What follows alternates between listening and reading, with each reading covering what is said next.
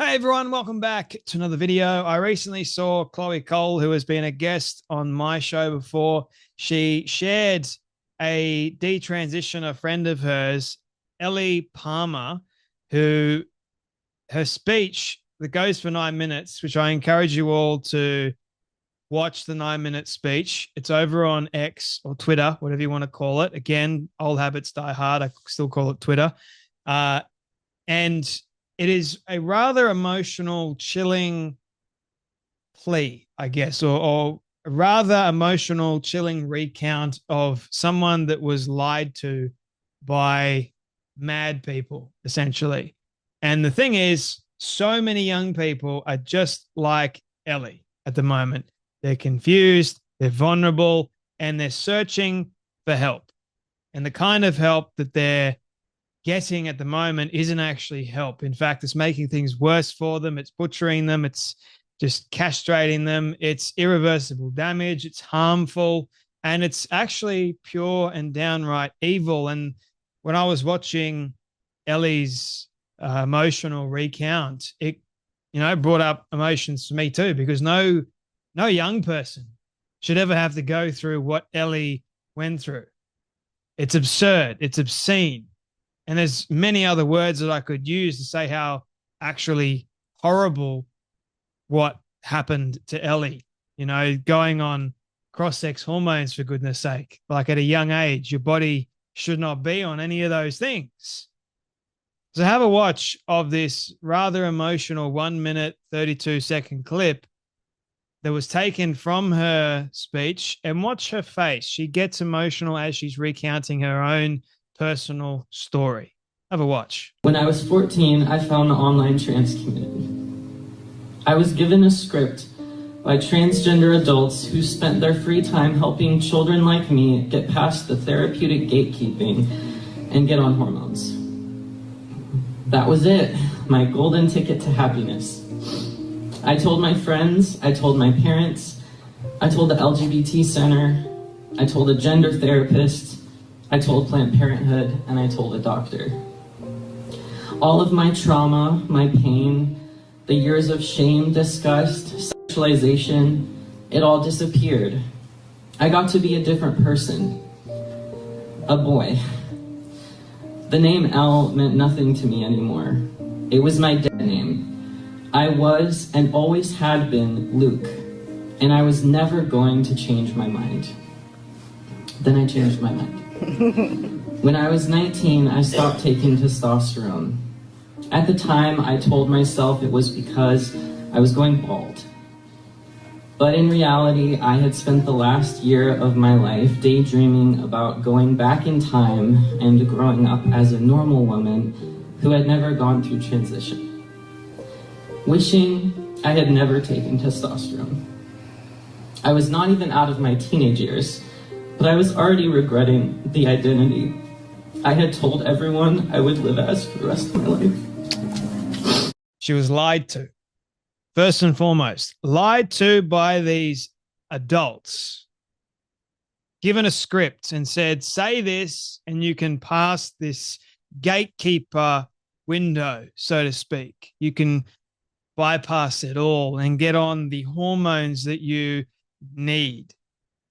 No young person needs hormones like this, I'll have you know. No young person should ever be subjected to chemical castration. No young person should ever be lied to the way Ellie was lied to. She was vulnerable. The adults that should have known better, all they cared about was adding another number to their growing list of numbers. And that's what is really tragic in this circumstance for Ellie. She found the online trans community, and that was it. That was what destroyed her life. You're masking all the pain, all the trauma, all the hurt, and you're bottling it up inside you under this guise that you are somehow something you're actually not. And somehow that makes it all better. Like all the trauma, all of the pain, all the hurt, that's all going to be done away with if you just decide to act like you are the opposite sex somehow. I don't know how that actually works, but evidently for a lot of these young kids that have been, well, traumatized by adults usually, and they don't know how to deal with the trauma. They're trying to look for a way in navigating the hurt and the pain.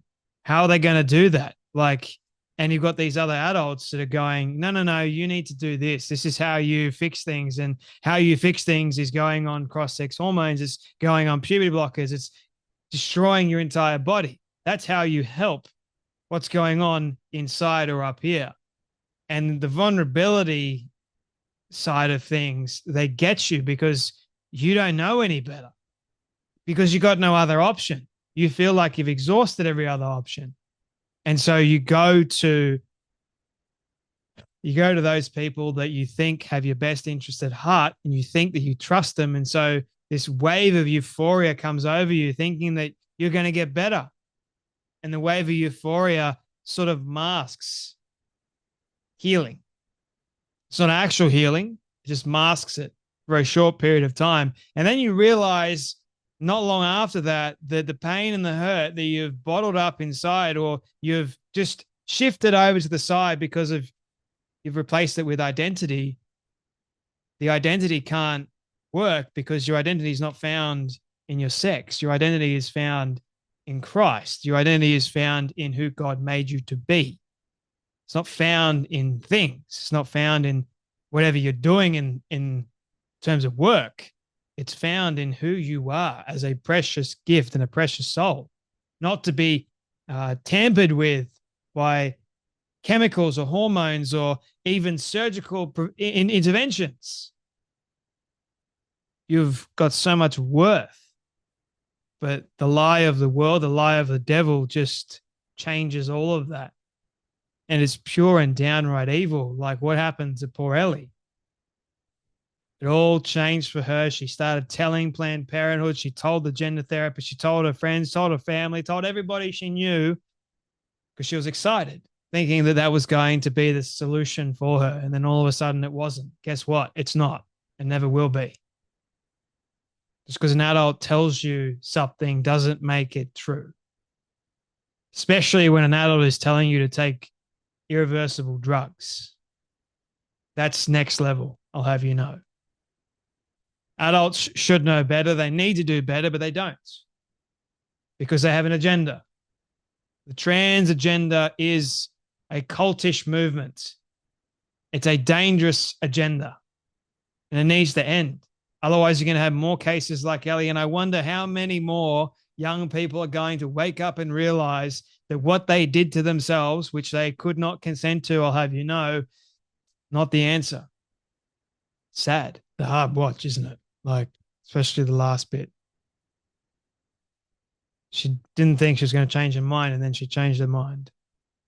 And then she wished that she hadn't taken hormones. She wished she hadn't taken testosterone, and she hadn't done what she did. It's not her fault. But there are consequences to our actions, to our choices, if we know, if we can consent to them, 100%. But it's not Ellie's fault, or Elle. It's not her fault. She did nothing wrong. In the eyes of an actual adult like myself, she did nothing wrong.